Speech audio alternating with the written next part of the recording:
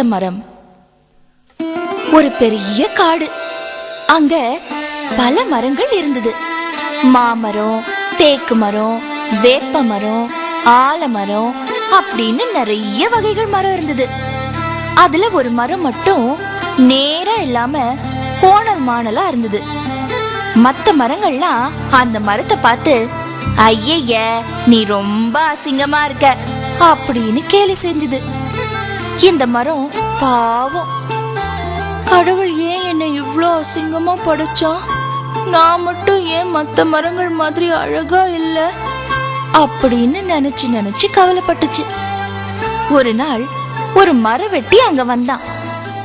அவன் எல்லா மரங்களையும் பார்த்துட்டு, இந்த மரம் ரொம்ப கோணலா இருக்கு, இது எனக்கு உதவாது அப்படின்னு சொல்லிட்டு மத்த எல்லா மரத்தையும் வெட்டி தள்ளிட்டான்.